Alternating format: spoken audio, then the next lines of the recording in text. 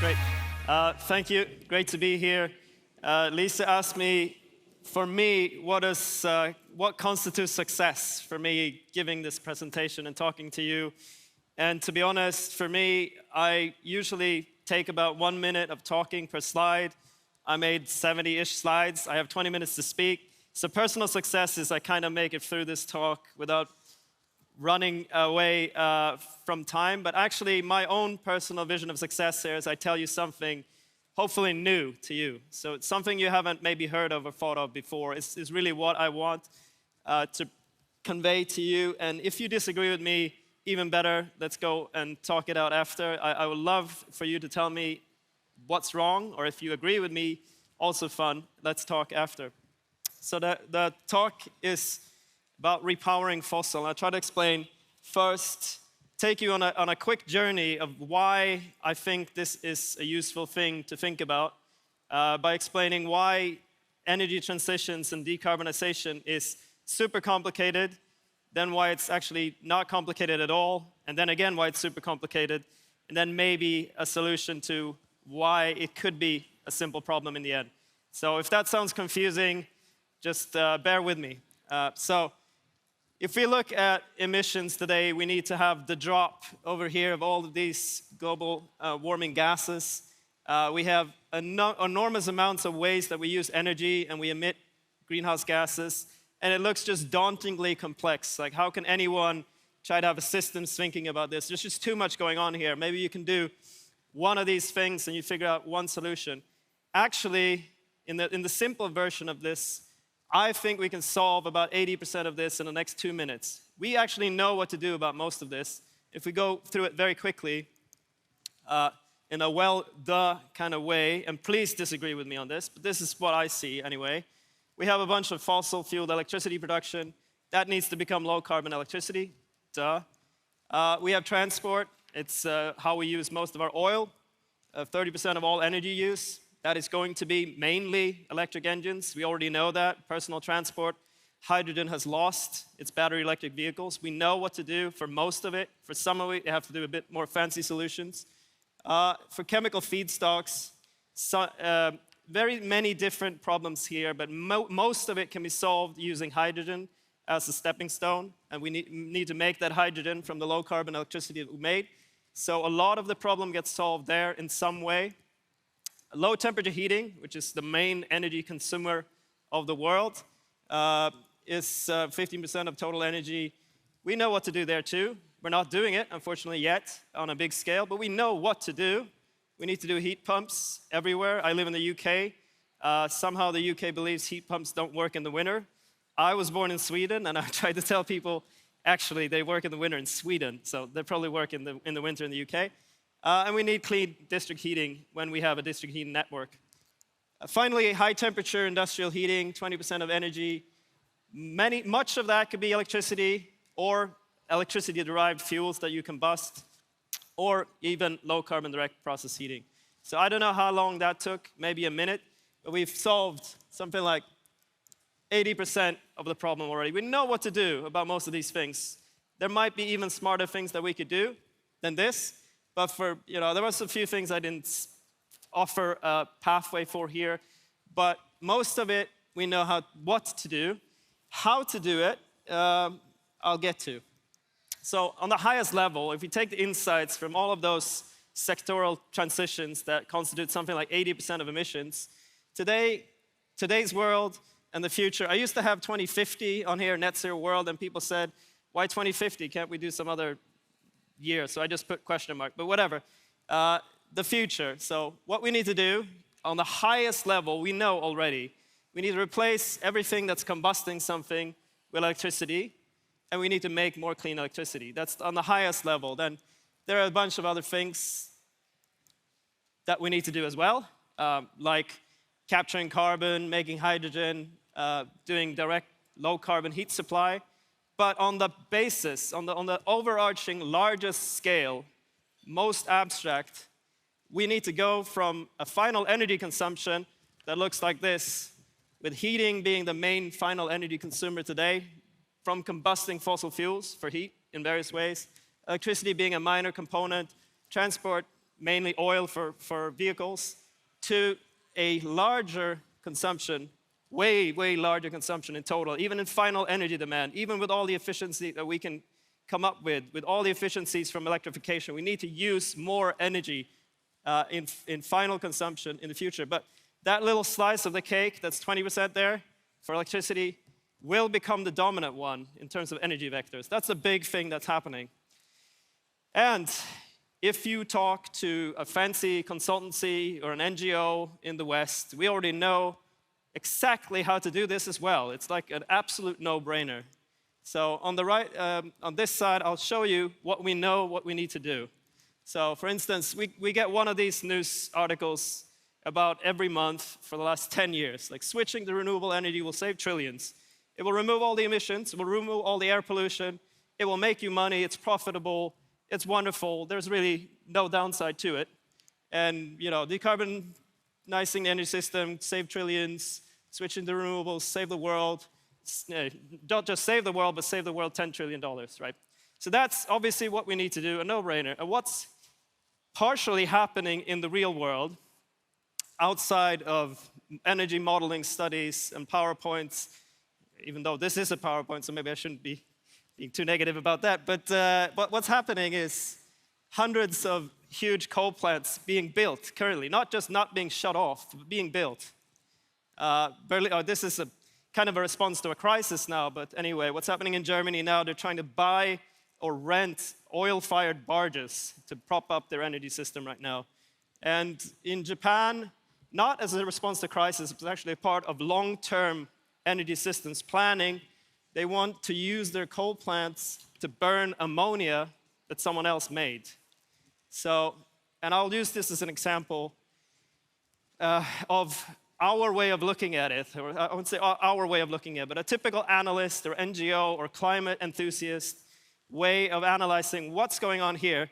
We're telling you, this is the obvious, what you should be doing. It will save you money, it will save the people, it will save the planet, and you're doing this.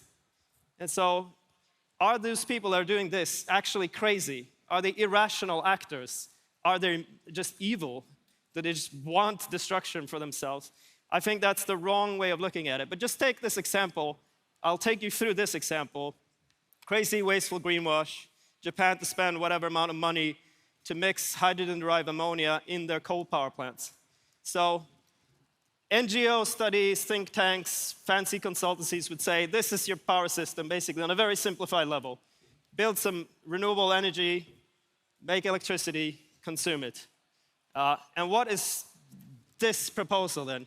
Well, same thing somewhere else, make electricity, hopefully from low-carbon energy, and then buy an electrolyzer facility and something that basically extracts nitrogen out of the air. So two huge, extremely expensive facilities, put a lot of electricity into those, make hydrogen here, make nitrogen here, buy an ammonia synthesis facility, which is a huge, expensive facility as well, then make ammonia, put it on a ship that's powered by oil, and then drive it to where you want to consume it, put the ammonia in alongside coal, and finally make electricity and consume it. So this seems, on the face of it, as a completely irrational thing to do. Like, why would anyone want to do this, rather than just that on the right side? Not just that, not just what might seem on the face of it as crazy things that's going on, but actually, we're not just not shutting off the coal plants that we have, we're actually building new ones. So this is a map. Color coding is a little bit hard to see, but all of these dots here are humongous new coal power plants. And the brightest colors are the newest ones. So the oldest coal plant on this map, which are all huge, is from 2007, so 15 years old. Everything else is younger than that. And actually, most of the stuff on this, capacity weighted on this map, is something like 7 or 8 years old. This is brand new coal plants. Last 15 years of coal power, 3,400 new units, 1,300 large new sites for coal power. So how do we understand this disconnect of what's all the smart people are saying what we should do and what's actually happening here? This is the gift that I'm hoping you are all feeling internally, looking at this. Why would you do any of this? Why? And I would suggest to you a few things. My findings from going around the world, talking to people, trying to understand why they're doing what they're doing. One is there are very few actually evil people. There are a few prominent examples, but in the energy space, most people don't want to actively do harm or lose money, knowingly lose money or do harm. The second thing is most people are not stupid. They are aware, if you are technically savvy enough to make that whole solar panel to ammonia, to burn co-firing it in a coal power plant to make electricity pathway, you also know that there are solar panels and you can hook them up. You are aware of that, you're technically aware of that. So it's not that they don't know that these solutions exist. I would offer three, you could make this as complicated as you want, but three main barriers to why the left side, well, I guess the right side of this map isn't happening as much as we think it should be. One is costs, and primarily costs relating to ensuring reliability. So why is Germany now renting oil-fired barges? Well, it's not a climate initiative, obviously. We've found ways to make solar and wind cheap, but making a reliable power system, the people actually have to do it on the ground, have a hard time making that work, or they're nervous about it anyway. Another one that's huge but less discussed is acceptability. Siting this new energy system, finding the space to do it, and not just the space for the power plants, but space and acceptability for the power lines. So I'm involved in a lot of industrial decarbonization projects. Most people are fine with a wind farm or a big solar plant.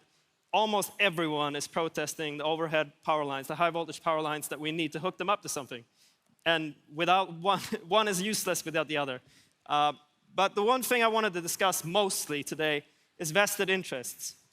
So not evil actors, but vested interests. These are assets. So this stuff, people have just bought and paid for trillions of dollars of this, and it's brand new. So that's a vested interest in those assets. And there's also local impacts. So you might go to the Silesia region of Poland and say, we're going to have this wonderful energy transition. We're going to build an offshore wind farm 500 kilometers away, but your region will just decommission your plants. You don't have any jobs anymore, but it's all going to be great because you're going to have an offshore wind farm somewhere. They are not going to go work at an offshore wind farm. All they see is negatives. They see their local economy being ruined by this transition, and they hate it, and they want to stop it. Even though they might be as concerned by climate as you are, there are other things that rank higher in everyone's mind. And there are some iron laws about this. Unfortunately, for instance, reliable power, where and when it is needed, is always and everywhere ranking higher than emissions and pollution. And we see that abundantly clear in Europe right now. Everyone's trying to restart the coal power plants, rent oil-fired barges or whatever. Rather than suffering through using less power, we will burn whatever we have. We'll burn the school books for our children to heat our homes because that's more important. So that's an iron law. But there's also other factors to why this seemingly irrational behavior is going on. So dispatchable power plants are difficult to replace for many different reasons. I won't go through all of them, but they are technically very useful in the system, and they're hard to replace. And vested interest is what I'm focusing on today, because I know I'm not going to have time for everything. So vested problem.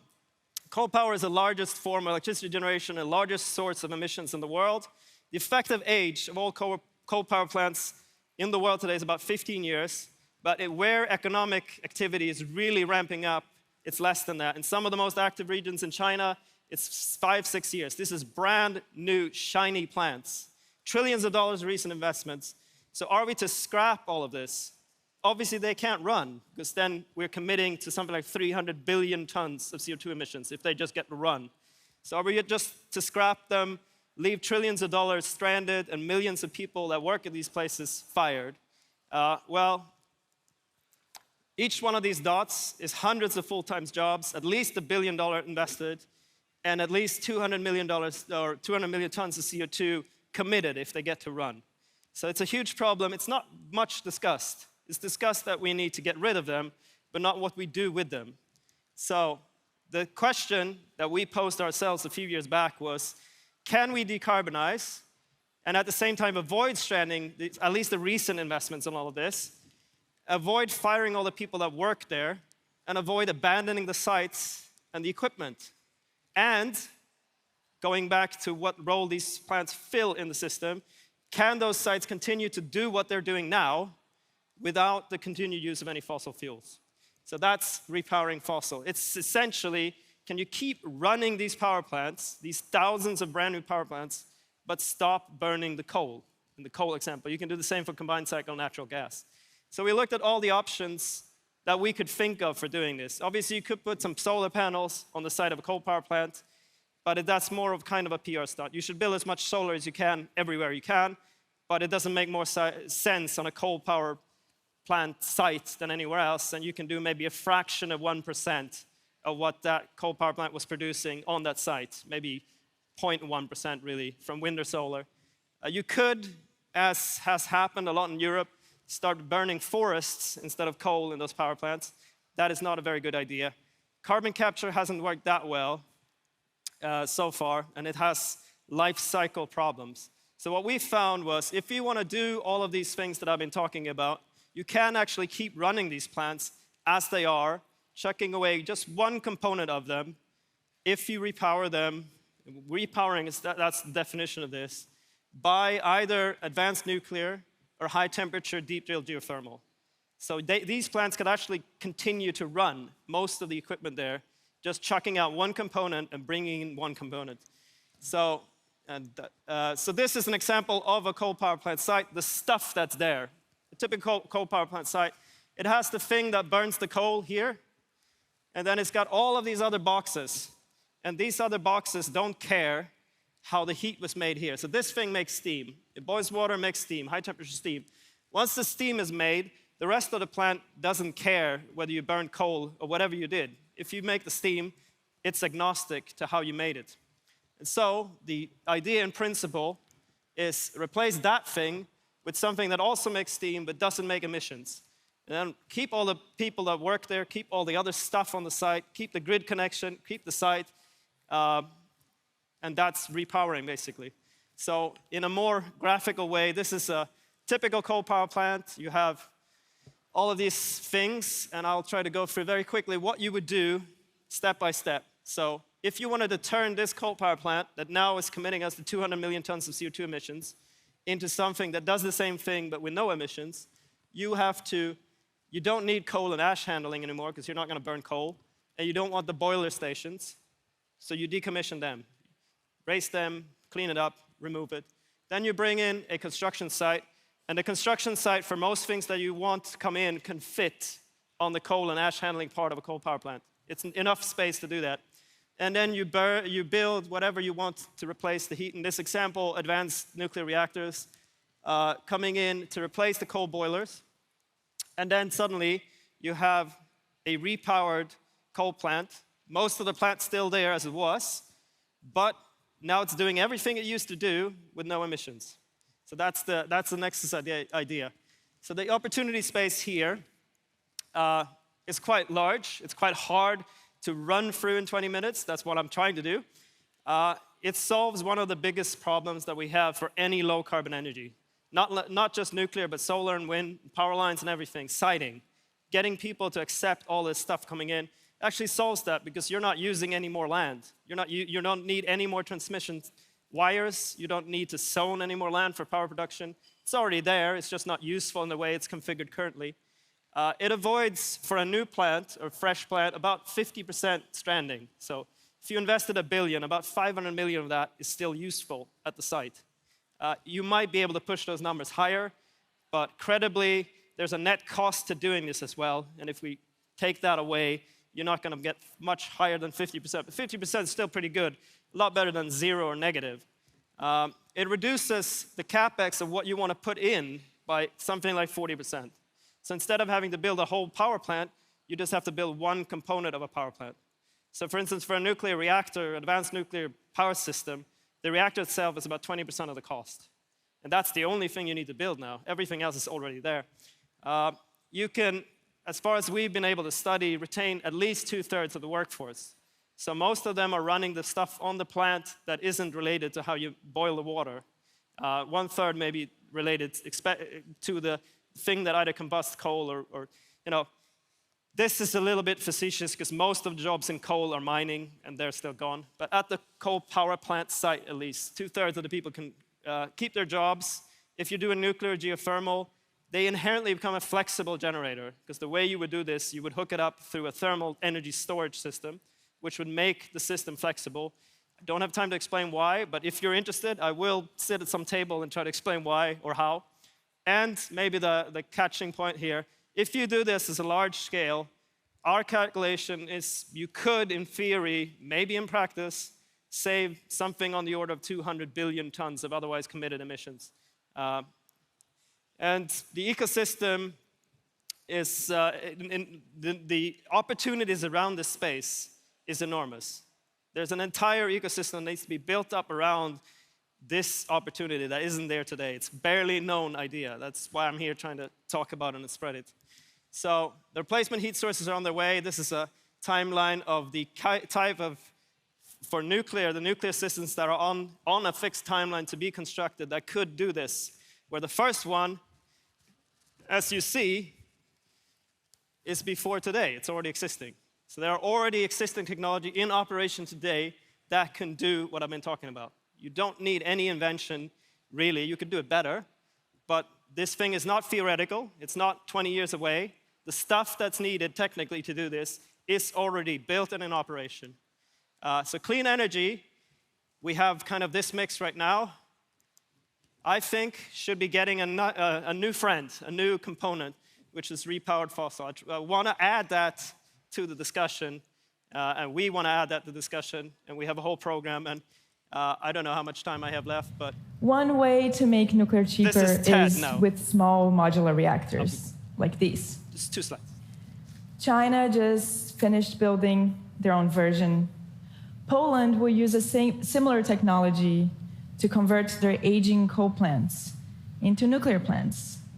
They'll use the same building, the same transmission lines, even retrain the same workers. But now, making clean energy, instead of buying dirty fuels from dictators. So you should definitely invite her rather than me next time, but she was making the point, we made a case study in Poland. It became one of 5 national key strategic programs for Poland now to do this, and we're trying to spread the idea everywhere. Basically, this is the committed emissions from existing coal power plants. If they run as we expect them to run now, 300 billion tons of CO2 emissions. 200 billion tons of that could be avoided, potentially. Maybe I'm being optimistic with this idea, but it's not nothing. So if you're interested, come talk to me, come tell me why I'm wrong, come tell me how you can help out after this. That's it. Thank you.